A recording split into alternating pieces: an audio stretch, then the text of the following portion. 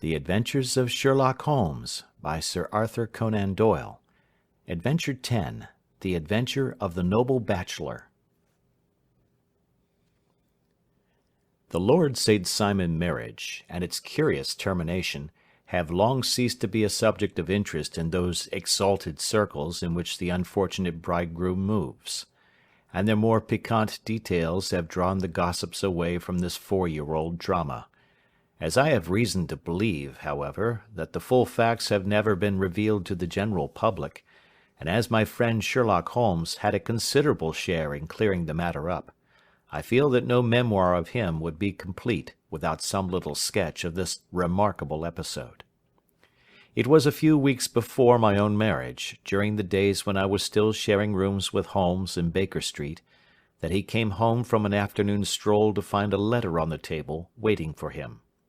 I had remained indoors all day, for the weather had taken a sudden turn to rain, with high autumnal winds, and the Jezebel bullet which I had brought back in one of my limbs as a relic of my Afghan campaign throbbed with dull persistence. With my body in one easy chair and my legs upon another, I had surrounded myself with a cloud of newspapers, until at last, saturated with the news of the day, I tossed them all aside and lay listless, watching the huge crest and monogram upon the envelope upon the table, and wondering lazily who my friend's noble correspondent could be. "Here is a very fashionable epistle," I remarked as he entered. "Your morning letters, if I remember right, were from a fishmonger and a tide-waiter." "Yes, my correspondence has certainly the charm of variety," he answered, smiling, "and the humbler are usually the more interesting. This looks like one of those unwelcome social summonses which call upon a man either to be bored or to lie." He broke the seal and glanced over the contents. "Oh, come, it may prove to be something of interest after all." "Not social, then?" "No, distinctly professional." "And from a noble client?" "One of the highest in England." "My dear fellow, I congratulate you." "I assure you, Watson, without affectation, that the status of my client is a matter of less moment to me than the interest of his case. It is just possible, however, that also may not be wanting in this new investigation. You have been reading the papers diligently of late, have you not?" "It looks like it," said I, ruefully, pointing to a huge bundle in the corner. "I have had nothing else to do." "It is fortunate, for you will perhaps be able to post me up. I read nothing except the criminal news and the agony column. The latter is always instructive. But if you have followed recent events so closely, you must have read about Lord St. Simon and his wedding?" "Oh, yes, with the deepest interest." "That is well. The letter which I hold in my hand is from Lord St. Simon. I will read it to you, and in return you must turn over these papers and let me have whatever bears upon the matter. This is what he says: "My dear Mr. Sherlock Holmes, Lord Backwater tells me that I may place implicit reliance upon your judgment and discretion. I have determined, therefore, to call upon you and to consult you in reference to the very painful event which has occurred in connection with my wedding. Mr. Lestrade, of Scotland Yard, is acting already in the matter, but he assures me that he sees no objection to your cooperation, and that he even thinks that it might be of some assistance. I will call at 4 o'clock in the afternoon, and should you have any other engagement at that time, I hope that you will postpone it, as this matter is of paramount importance. Yours faithfully, St. Simon." It is dated from Grosvenor Mansions, written with a quill pen, and the noble lord has had the misfortune to get a smear of ink upon the outer side of his right little finger," remarked Holmes as he folded up the epistle. "He says 4 o'clock. It is 3 now. He will be here in an hour." "Then I have just time, with your assistance, to get clear upon the subject. Turn over those papers and arrange the extracts in their order of time, while I take a glance as to who our client is." He picked a red-covered volume from a line of books of reference beside the mantelpiece. "Here he is," said he, sitting down and flattening out upon his knee. Lord Robert Walsingham de Vere St. Simon, second son of the Duke of Balmoral. Arms, azure, 3 caltrops in chief over a fess sable. Born in 1846. He's 41 years of age, which is mature for marriage. Was Under-Secretary for the Colonies in a late administration. The Duke, his father, was at one time Secretary for Foreign Affairs. They inherit Plantagenet blood by direct descent, and Tudor on the distaff side. Ha! Well, there is nothing very instructive in all this. I think that I must turn to you, Watson, for something more solid. I have very little difficulty in finding what I want, said I, for the facts are quite recent, and the matter struck me as remarkable. I feared to refer them to you, however, as I knew that you had an inquiry on hand, and that you disliked the intrusion of other matters. Oh, you mean the little problem of the Grosvenor Square furniture van. That is quite cleared up now, though indeed it was obvious from the first. Pray give me the results of your newspaper selections. Here is the first notice which I can find. It is in the personal column of the Morning Post, and dates, as you see, some weeks back. A marriage has been arranged, it says, and will, if rumour is correct, very shortly take place between Lord Robert St. Simon, second son of the Duke of Balmoral, and Miss Hattie Doran, the only daughter of Aloysius Doran, Esquire, of San Francisco, California, USA. That is all. Terse and to the point, remarked Holmes, stretching his long thin legs towards the fire. There was a paragraph amplifying this in one of the society papers of the same week. Ah, here it is. There will soon be a call for protection in the marriage market, for the present free trade principle appears to tell heavily against our home product. One by one the management of the noble houses of Great Britain is passing into the hands of our fair cousins from across the Atlantic. An important addition has been made during the last week to the list of the prizes which have been borne away by these charming invaders. Lord St. Simon, who has shown himself for over 20 years proof against the little god's arrows, has now definitely announced his approaching marriage with Miss Hattie Doran, the fascinating daughter of a California millionaire. Miss Doran, whose graceful figure and striking face attracted much attention at the Westbury House festivities, is an only child, and is currently reported that her dowry will run to considerably over the 6 figures, with expectancies for the future. As it is an open secret that the Duke of Balmoral has been compelled to sell his pictures within the last few years, and as Lord St. Simon has no property of his own save the small estate of Birchmoor, it is obvious that the Californian heiress is not the only gainer by an alliance which will enable her to make the easy and common transition from a Republican lady to a British peeress. "Anything else?" asked Holmes, yawning. "Oh, yes, plenty. Then there is another note in the Morning Post to say that the marriage would be an absolutely quiet one, that it would be at St. George's, Hanover Square, that only half a dozen intimate friends would be invited, and that the party would return to the furnished house at Lancaster Gate which has been taken by Mr. Aloysius Doran. 2 days later, that is, on Wednesday last, there is a curt announcement that the wedding had taken place, and that the honeymoon would be passed at Lord Backwater's place, near Petersfield. Those are all the notices which appeared before the disappearance of the bride." "Before the what?" asked Holmes with a start. "The vanishing of the lady." "When did she vanish, then?" "At the wedding breakfast." "Indeed! This is more interesting than it promised to be. Quite dramatic, in fact." "Yes, it struck me as being a little out of the common." "They often vanish before the ceremony, and occasionally during the honeymoon, but I cannot call to mind anything quite so prompt as this. Pray let me have the details." "I warn you that they are very incomplete." "Perhaps we might make them less so." Such as they are set forth in a single article of a morning paper of yesterday, which I will read to you. It is headed, "Singular Occurrence at a Fashionable Wedding."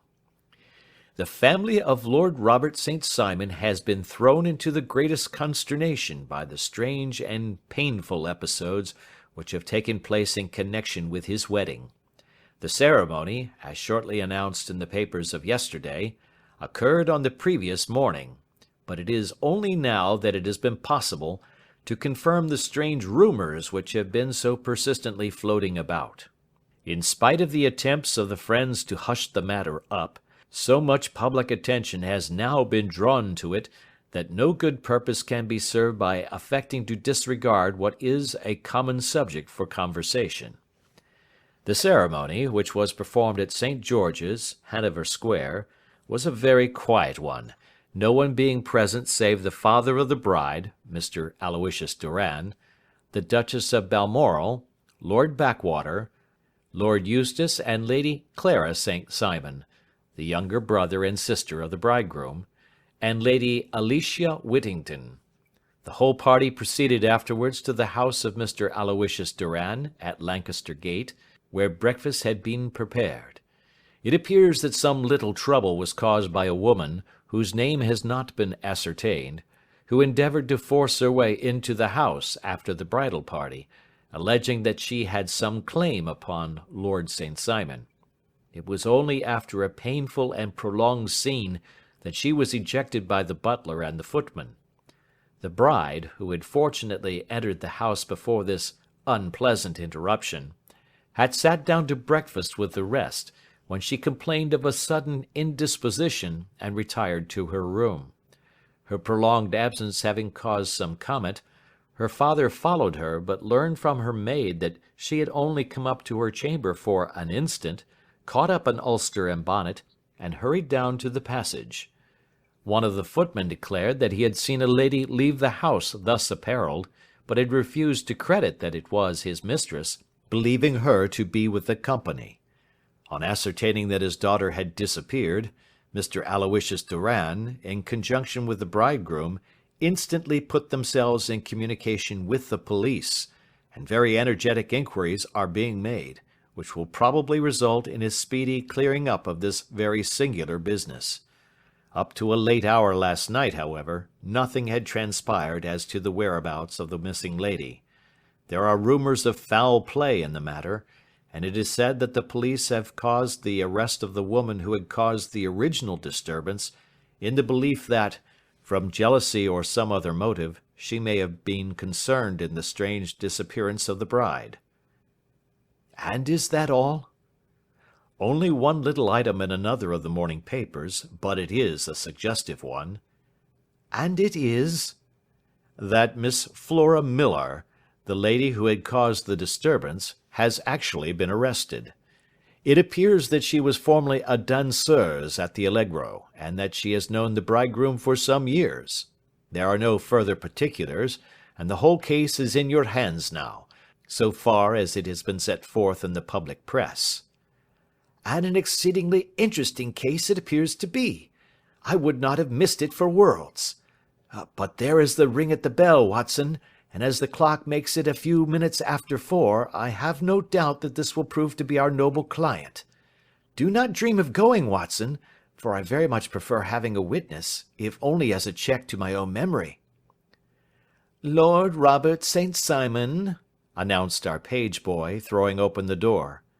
A gentleman entered, with a pleasant, cultured face, high-nosed and pale, with something perhaps of petulance about the mouth, and with the steady, well-opened eye of a man whose pleasant lot it had ever been to command and to be obeyed. His manner was brisk, and yet his general appearance gave an undue impression of age, for he had a slight forward stoop and a little bend of the knees as he walked. His hair, too, as he swept off his very curly-brimmed hat, was grizzled round the edges and thin upon the top. As to his dress, it was careful to the verge of foppishness, with high collar, black frock-coat, white waistcoat, yellow gloves, patent leather shoes, and light-coloured gaiters. He advanced slowly into the room, turning his head from left to right, and swinging in his right hand the cord which held his golden eyeglasses. "Good day, Lord St. Simon," said Holmes, rising and bowing. "Pray take the basket chair. This is my friend and colleague, Dr. Watson. Draw up a little to the fire, and we will talk this matter over." "A most painful matter to me, as you might most readily imagine, Mr. Holmes. I have been cut to the quick. I understand that you have already managed several delicate cases of this sort, sir, though I presume that they were hardly from the same class of society." "No, I am descending." "I beg pardon?" "My last client of the sort was a king." "Oh, really? I had no idea. And which king?" "The king of Scandinavia." "What? Had he lost his wife?" "You can understand," said Holmes suavely, "that I extend to the affairs of my other clients the same secrecy which I promise to you in yours." "Of course. Very right. Very right. I'm sure I beg pardon. As to my own case, I am ready to give you any information which may assist you in forming an opinion." "Thank you. I have already learned all that is in the public prints, nothing more. I presume that I may take it as correct, this article, for example, as to the disappearance of the bride?" Lord St. Simon glanced over it. "Yes, it is correct, as far as it goes." "But it needs a great deal of supplementing before anyone could offer an opinion. I think that I may arrive at my facts most directly by questioning you." "Pray do so." "When did you first meet Miss Hattie Doran?" "In San Francisco, a year ago." "You were travelling in the States?" "Yes." "Did you become engaged then?" "No." "But you were on a friendly footing?" "I was amused by her society, and she could see that I was amused." "Her father is very rich?" "He is said to be the richest man on the Pacific slope." "And how did he make his money?" "In mining. He had nothing a few years ago. Then he struck gold, invested it, and came up by leaps and bounds." "Now, what is your own impression as to the young lady's, your wife's, character?" The nobleman swung his glasses a little faster and stared down into the fire. "You see, Mr. Holmes," said he, "my wife was 20 before her father became a rich man. During that time she ran free in a mining camp, and wandered through woods or mountains, so that her education has come from nature rather than from the schoolmaster. She is what we call in England a tomboy, with a strong nature, wild and free, unfettered by any sort of traditions. She is impetuous, volcanic, I was about to say. She is swift in making up her mind, and fearless in carrying out her resolutions. On the other hand, I would not have given her the name which I have the honour to bear," he gave a little stately cough, "had I not thought her to be at bottom a noble woman. I believe that she is capable of heroic self-sacrifice, and that anything dishonourable would be repugnant to her." "Have you her photograph?" "I brought this with me." He opened a locket and showed us the full face of a very lovely woman. It was not a photograph, but an ivory miniature, and the artist had brought out the full effect of the lustrous black hair, the large dark eyes, and the exquisite mouth. Holmes gazed long and earnestly at it. Then he closed the locket and handed it back to Lord St. Simon. "The young lady came to London, then, and you renewed your acquaintance?" "Yes, her father brought her over for this last London season. I met her several times, became engaged to her, and have now married her." "She brought, I understand, a considerable dowry?" "A fair dowry, not more than is usual in my family." "And this, of course, remains to you, since the marriage is a fait accompli?" I really have made no inquiries on the subject. Very naturally not. Did you see Miss Doran on the day before the wedding? Yes. Was she in good spirits? Never better. She kept talking of what we should do in our future lives. Indeed, that is very interesting. And on the morning of the wedding? She was as bright as possible, at least until after the ceremony. And did you observe any change in her then? Well, to tell the truth, I saw then the first signs that I had ever seen, that her temper was just a little sharp. The incident, however, was too trivial to relate, and can have no possible bearing upon the case. Pray let us have it for all that. Oh, it is childish. She dropped her bouquet as we went towards the vestry. She was passing the front pew at the time, and it fell over into the pew. There was a moment's delay, but the gentleman in the pew handed it up to her again, and it did not appear to be the worse for the fall. Yet when I spoke to her of the matter, she answered me abruptly, and in the carriage on our way home she seemed absurdly agitated over this trifling cause. Indeed, you say that there was a gentleman in the pew. Some of the general public were present, then? Oh, yes, it is impossible to exclude them when the church is open. This gentleman was not one of your wife's friends? No, no. I call him a gentleman by courtesy, but he was quite a common-looking person. I hardly noticed his appearance. But really I think that we are wandering rather far from the point.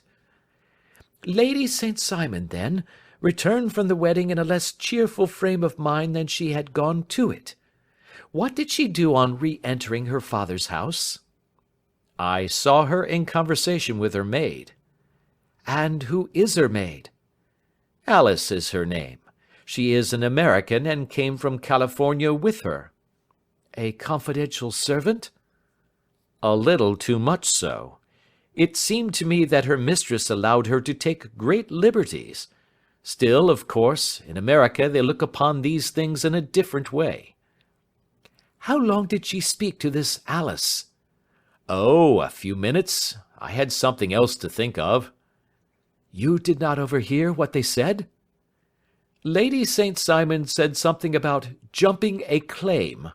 She was accustomed to use slang of the kind. I have no idea what she meant. American slang is very expressive sometimes. And what did your wife do when she finished speaking to her maid? She walked into the breakfast room. On your arm? No, alone. She was very independent in little matters like that. Then, after we had sat down for 10 minutes or so, she rose hurriedly, muttered some words of apology, and left the room. She never came back. But this maid, Alice, as I understand, deposes that she went to her room, covered her bride's dress with a long ulster, put on a bonnet, and went out. Quite so. And she was afterwards seen walking into Hyde Park in company with Flora Millar, a woman who is now in custody, and who had already made a disturbance at Mr. Doran's house that morning. Ah, yes. I should like a few particulars as to this young lady, and your relations to her. Lord St. Simon shrugged his shoulders and raised his eyebrows. We have been on a friendly footing for some years. I may say on a very friendly footing. She used to be at the Allegro. I have not treated her ungenerously, and she had no just cause of complaint against me, but you know what women are, Mr. Holmes. Flora was a dear little thing, but exceedingly hot-headed, and devotedly attached to me. She wrote me dreadful letters when she heard that I was about to be married, and, to tell the truth, the reason why I had the marriage celebrated so quietly was that I feared lest there might be a scandal in the church. She came to Mr. Doran's door just after we returned, and she endeavoured to push her way in, uttering very abusive expressions towards my wife, and even threatening her, but I had foreseen the possibility of something of the sort, and I had 2 police fellows there in private clothes who soon pushed her out again. She was quiet when she saw that there was no good in making a row. Did your wife hear all this? No, thank goodness, she did not. And she was seen walking with this very woman afterwards? Yes, that is what Mr. Lestrade, of Scotland Yard, looks upon as so serious. It is thought that Flora decoyed my wife out and laid some terrible trap for her. Well, it is a possible supposition. You think so, too? I did not say a probable one. But you did not yourself look upon this as likely? I do not think Flora would hurt a fly. Still, jealousy is a strange transformer of characters. Pray, what is your own theory as to what took place? Well, really, I came to seek a theory, not to propound one. I have given you all the facts. Since you ask me, however, I may say that it has occurred to me as possible that the excitement of this affair, the consciousness that she had made so immense a social stride, had the effect of causing some little nervous disturbance in my wife. In short, that she had become suddenly deranged? Well, really, when I consider that she has turned her back, I will not say upon me, but upon so much that many have aspired to without success, I can hardly explain it in any other fashion. Well, certainly that is also a conceivable hypothesis, said Holmes, smiling. And now, Lord St. Simon, I think that I have nearly all my data. May I ask whether you were seated at the breakfast table so that you could see out of the window? We could see the other side of the road and the park. Quite so. Then I do not think that I need to detain you longer. I shall communicate with you.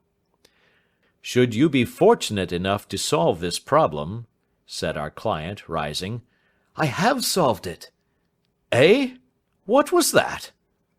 I say that I have solved it. Where, then, is my wife? That is a detail which I shall speedily supply. Lord St. Simon shook his head. I am afraid that it will take wiser heads than yours or mine, he remarked, and bowing in a stately, old-fashioned manner, he departed. It is very good of Lord St. Simon to honour my head by putting it on a level with his own, said Sherlock Holmes, laughing. I think that I shall have a whisky and soda and a cigar after all this cross-questioning. I had formed my conclusions as to the case before our client came into the room. My dear Holmes! I have notes of several similar cases, though none, as I remarked before, which were quite as prompt. My whole examination served to turn my conjecture into a certainty. Circumstantial evidence is occasionally very convincing, as when you find a trout in the milk, to quote Thoreau's example. But I have heard all that you have heard. Without, however, the knowledge of pre-existing cases which serves me so well. There was a parallel instance in Aberdeen some years back, and something on very much the same lines at Munich the year after the Franco-Prussian War. It is one of these cases. But hello, here is Lestrade. Good afternoon, Lestrade. You will find an extra tumbler upon the sideboard, and there are cigars in the box. The official detective was attired in a pea-jacket and cravat, which gave him a decidedly nautical appearance, and he carried a black canvas bag in his hand. With a short greeting, he seated himself and lit the cigar which had been offered to him. "What's up, then?" asked Holmes, with a twinkle in his eye. "You look dissatisfied."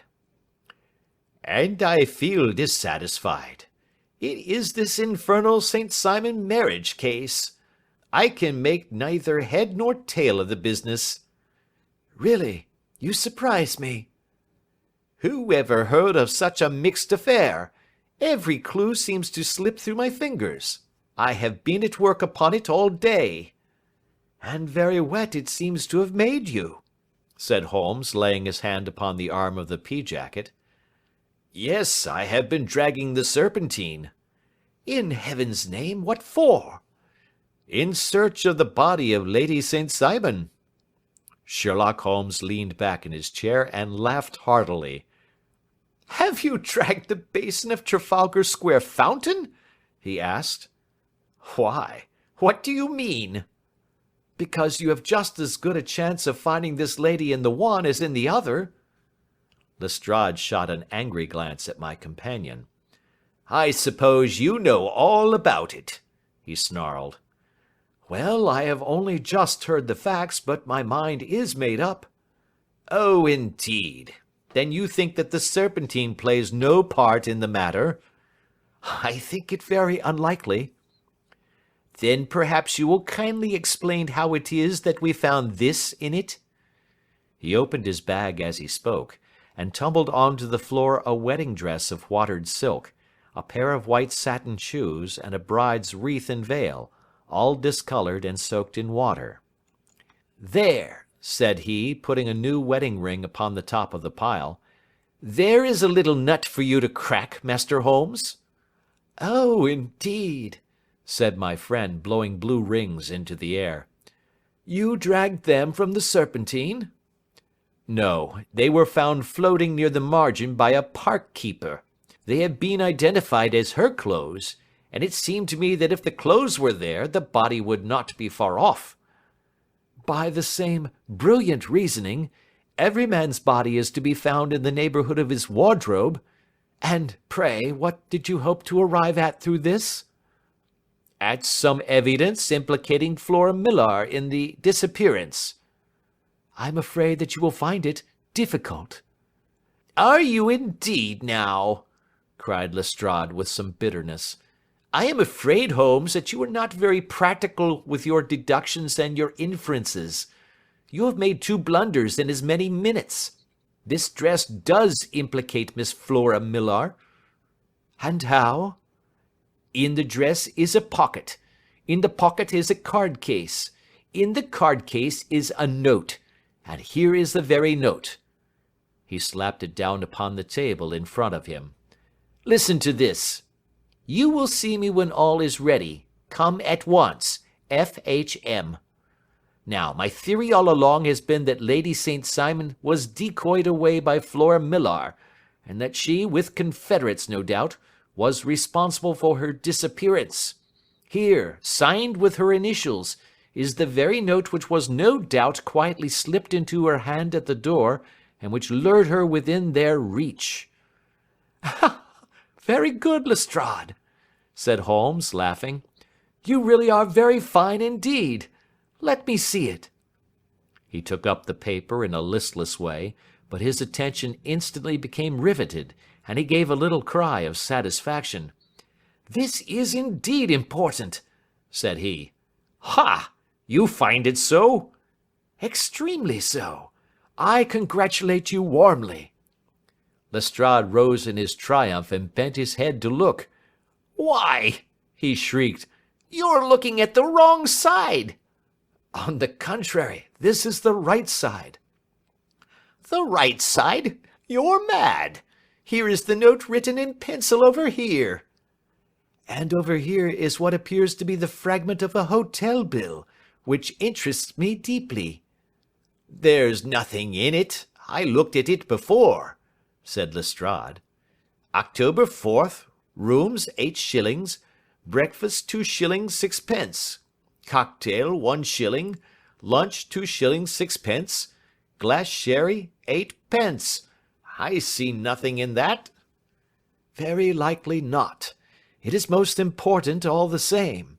As to the note, it is important also, or at least the initials are, so I congratulate you again." "I've wasted time enough," said Lestrade, rising.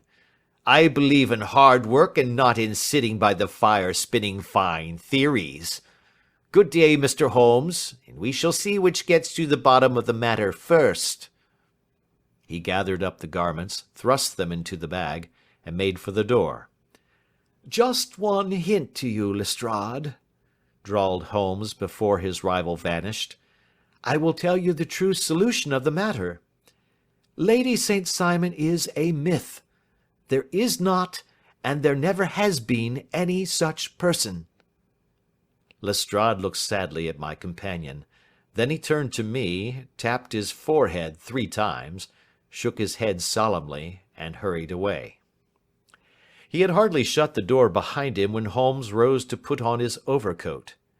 "There is something in what the fellow says about outdoor work," he remarked. "So I think, Watson, that I must leave you to your papers for a little."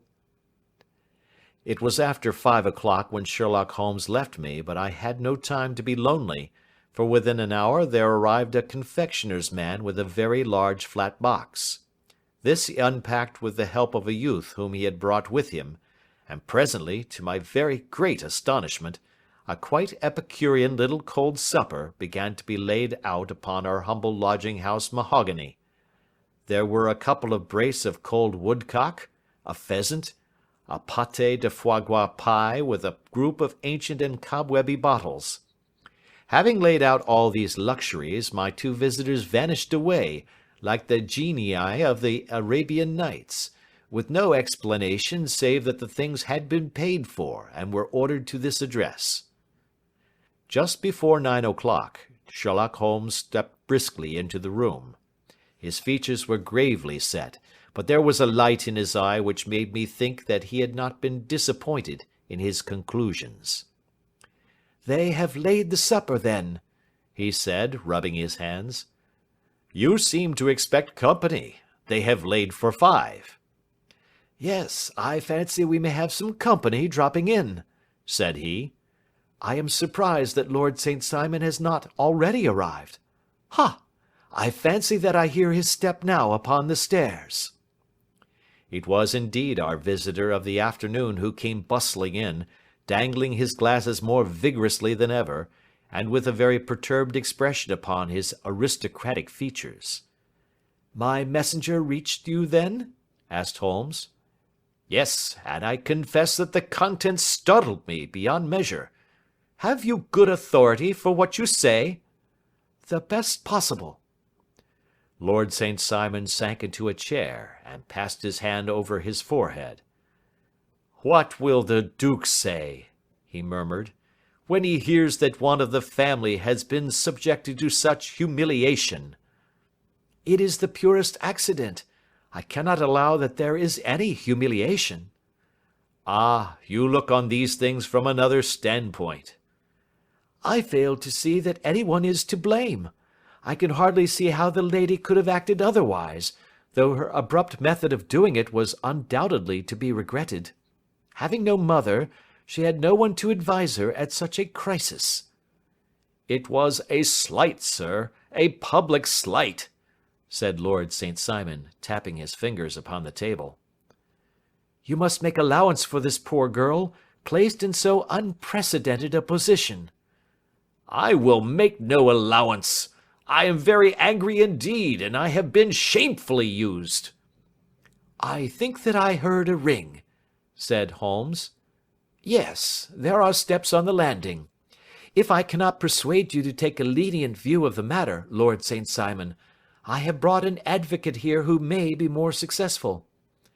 He opened the door and ushered in a lady and gentleman. "Lord St. Simon," said he, "allow me to introduce you to Mr. and Mrs. Francis Hay Moulton. The lady, I think, you have already met." At the sight of these newcomers, our client had sprung from his seat and stood very erect, with his eyes cast down and his hand thrust into the breast of his frock-coat, a picture of offended dignity. The lady had taken a quick step forward and had held out her hand to him, but he still refused to raise his eyes.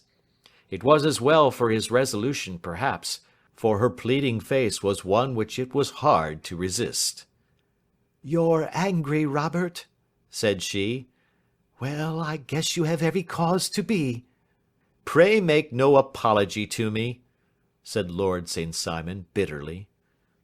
"Oh, yes, I know that I have treated you real bad and that I should have spoken to you before I went, but I was kind of rattled, and from the time when I saw Frank here again, I just didn't know what I was doing or saying. I only wonder I didn't fall down and do a faint right there before the altar. Perhaps, Mrs. Moulton, you would like my friend and me to leave the room while you explain this matter?" "If I may give an opinion," remarked the strange gentleman, We've just had a little too much secrecy over this business already. For my part, I should like all Europe and America to hear the rights of it." He was a small, wiry, sunburnt man, clean-shaven, with a sharp face and alert manner. "Then I'll tell our story right away," said the lady. "Frank here and I met in '84, in McQuire's camp near the Rockies, where Pa was working a claim. We were engaged to each other, Frank and I, but then one day Father struck a rich pocket and made a pile, while poor Frank here had a claim that petered out and came to nothing. The richer Pa grew, the poorer was Frank, so at last Pa wouldn't hear of our engagement lasting any longer, and he took me away to Frisco. Frank wouldn't throw up his hand, though, so he followed me there, and he saw me without Pa knowing anything about it. It would only have made him mad to know, so we just fixed it all up for ourselves. Frank said that he would go and make his pile too, and never come back to claim me until he had as much as Pa. So then I promised to wait for him to the end of time, and pledged myself not to marry anyone else while he lived. 'Why shouldn't we be married right away then?' said he, 'and then I will feel sure of you, and I won't claim to be your husband until I come back.' Well, we talked it over, and he had fixed it all up so nicely, with a clergyman all ready and waiting, that we just did it right there, and then Frank went off to seek his fortune, and I went back to Pa. The next I heard of Frank was that he was in Montana, and then he went prospecting in Arizona, and then I heard of him from New Mexico.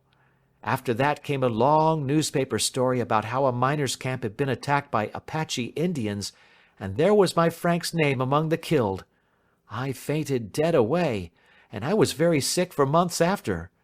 Pa thought I had a decline and took me to half the doctors in Frisco. Not a word of news came for a year and more, so that I never doubted that Frank was really dead. Then Lord St. Simon came to Frisco, and we came to London, and a marriage was arranged, and Pa was very pleased, but I felt all the time that no man on this earth would ever take the place in my heart that had been given to my poor Frank. Still, if I had married Lord St. Simon, of course I'd have done my duty by him. We can't command our love, but we can our actions. I went to the altar with him with the intention to make him just as good a wife as it was in me to be.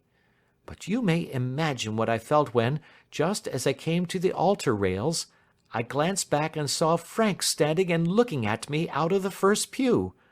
I thought it was his ghost at first, but when I looked again, there he was still, with a kind of question in his eyes, as if to ask me whether I was glad or sorry to see him. I wonder I didn't drop. I know that everything was turning round, and the words of the clergyman were just like the buzz of a bee in my ear. I didn't know what to do. Should I stop the service and make a scene in the church? I glanced at him again, and he seemed to know what I was thinking, for he raised his finger to his lips to tell me to be still. Then I saw him scribble on a piece of paper, and I knew that he was writing me a note. As I passed his pew on the way out, I dropped my bouquet over to him, and he slipped the note into my hand when he returned me the flowers. It was only a line asking me to join him when he made the sign to me to do so. Of course, I never doubted for a moment that my first duty was now to him, and I determined to do just whatever he might direct. When I got back, I told my maid, who had known him in California, and had always been his friend. I ordered her to say nothing but to get a few things packed and my ulster ready. I know I ought to have spoken to Lord St. Simon, but it was dreadful hard before his mother and all those great people. I just made up my mind to run away and explain afterwards. I hadn't been at the table 10 minutes before I saw Frank out of the window at the other side of the road. He beckoned to me and then began walking into the park. I slipped out, put on my things, and followed him. Some woman came talking something or other about Lord St. Simon to me. Seemed to me from the little I heard as if he had a little secret of his own before marriage also. But I managed to get away from her, and soon overtook Frank.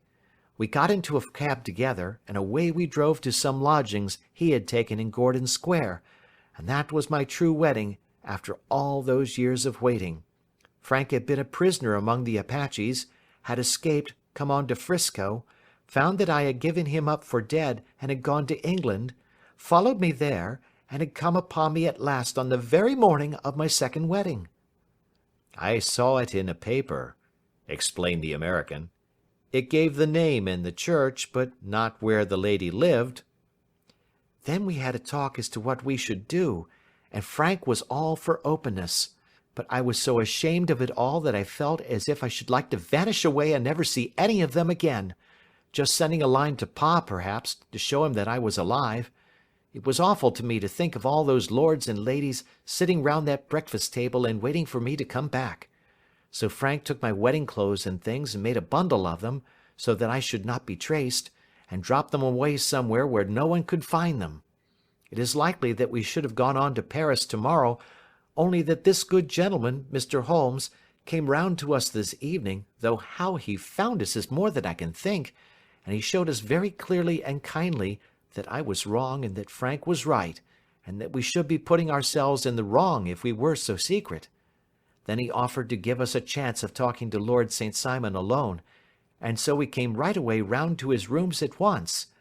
Now, Robert, you have heard it all, and I am very sorry if I have given you pain, and I hope that you do not think very meanly of me."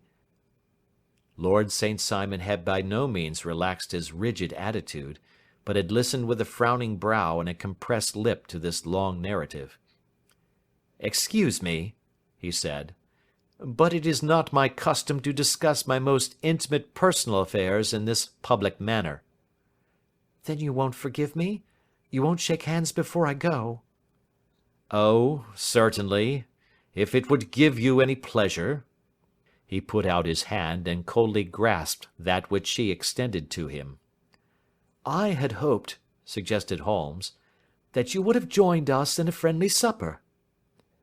"I think that there you ask a little too much," responded his lordship. "I may be forced to acquiesce in these recent developments, but I can hardly be expected to make merry over them. I think that with your permission I will now wish you all a very good night." He included us all in a sweeping bow, and stalked out of the room. "Then I trust that you at least will honour me with your company," said Sherlock Holmes. "It is always a joy to meet an American, Mr. Moulton, for I am one of those who believe that the folly of a monarch and the blundering of a minister in far gone years will not prevent our children from being some day citizens of the same world-wide country, under a flag which shall be a quartering of the Union Jack with the stars and stripes." "The case has been an interesting one," remarked Holmes when our visitors had left us, "because it serves to show very clearly how simple the explanation may be of an affair which at first sight seems to be almost inexplicable. Nothing could be more natural than the sequence of events as narrated by this lady, and nothing stranger than the result when viewed, for instance, by Mr. Lestrade of Scotland Yard." "You were not yourself at fault at all, then?" "From the first, two facts were very obvious to me. The one, that the lady had been quite willing to undergo the wedding ceremony. The other, that she had repented of it within a few minutes of returning home. Obviously something had occurred during the morning, then, to cause her to change her mind. What could that something be? She could not have spoken to anyone when she was out, for she had been in the company of the bridegroom. Had she seen someone then? If she had, it must be someone from America, because she had spent so short a time in this country that she could hardly have allowed anyone to acquire so deep an influence over her that the mere sight of him would induce her to change her plans so completely. You see, we have already arrived, by a process of exclusion, at the idea that she might have seen an American. Then who could this American be, and why should he possess so much influence over her? It might be a lover. It might be a husband. Her young womanhood had, I knew, been spent in rough scenes and under strange conditions. So far I had got before I ever heard Lord St. Simon's narrative. When he told us of a man in a pew, of the change in the bride's manner, of so transparent a device for obtaining a note as the dropping of a bouquet, of her resort to her confidential maid, and of her very significant allusion to claim-jumping, which in miners' parlance means taking possession of that which another person has a prior claim to. The whole situation became absolutely clear. She had gone off with a man, and the man was either a lover or a previous husband, the chances being in favour of the latter. And how in the world did you find them? It might have been difficult, but friend Lestrade held information in his hands the value of which he did not himself know. The initials were, of course, of the highest importance, but more valuable still was it to know that within a week he had settled his bill at one of the most select London hotels. How did you deduce the select? By the select prices. 8 shillings for a bed and 8 pence for a glass of sherry pointed to one of the most expensive hotels. There are not many in London which charge at that rate. In the second one which I visited in Northumberland Avenue, I learned by an inspection of the book that Francis H. Moulton, an American gentleman, had left only the day before, and on looking over the entries against him, I came upon the very items which I had seen in the duplicate bill. His letters were to be forwarded to 226 Gordon Square, so thither I travelled, and being fortunate enough to find the loving couple at home, I ventured to give them some paternal advice, and to point out to them that it would be better in every way that they should make their position a little clearer both to the general public and to Lord St. Simon in particular. I invited them to meet him here, and, as you see, I made him keep the appointment. But with no very good result, I remarked. His conduct was certainly not very gracious. Ah, Watson, said Holmes, smiling, perhaps you would not be very gracious either, if, after all the trouble of wooing and wedding, you found yourself deprived in an instant of wife and of fortune.